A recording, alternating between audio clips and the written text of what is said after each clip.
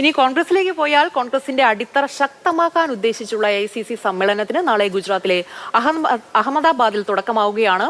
2 ദിവസം നീളുന്ന സമ്മേളനം ജില്ലാ കോൺഗ്രസ് കമ്മിറ്റികൾക്ക് കൂടുതൽ അധികാരം നൽകിയേക്കും. ഉയർത്തെഴുന്നേൽപ്പിനായി താഴെത്തട്ടിൽ നന്നായി ശ്രദ്ധിക്കാനാണ് കോൺഗ്രസിന്റെ തീരുമാനം. സ്ഥാനാർത്ഥി നിർണയത്തിൽ ഉൾപ്പെടെ ജില്ലാ കോൺഗ്രസ് കമ്മിറ്റികൾക്ക് കൂടുതൽ അധികാരം നൽകാനും ആലോചനയുണ്ട്. ഇക്കാര്യത്തിൽ അന്തിമ തീരുമാനം നാളെ അഹമ്മദാബാദിൽ ചേരുന്ന വിശാല പ്രവർത്തക സമിതി യോഗത്തിലുണ്ടാകും. ഈ വർഷം മുഴുവൻ സമയമെടുത്ത് കോൺഗ്രസ് സംഘടനാ സംവിധാനം കരുത്തുറ്റതാക്കാനാണ് ദേശീയ നേതൃത്വത്തിന്റെ ശ്രമം.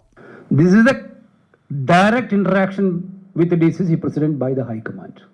Now we are going to set up a system in the party, the system of regular communication with the DCC presidents. വിശാല പ്രവർത്തക സമിതി യോഗത്തിൽ PCC അധ്യക്ഷന്മാരും മുൻ മുഖ്യമന്ത്രിമാരും പ്രതിപക്ഷ നേതാക്കളും ഉൾപ്പെടെ 169 പേർ പങ്കെടുക്കും. ഏപ്രിൽ 9 ചേരുന്ന സമ്മേളനത്തിൽ 1200ഓളം നേതാക്കൾക്കാണ് ക്ഷണം. Around 1725 elected AICC members and co-opted members will attend. The focusing grassroots level organization structure is the main idea behind these meetings.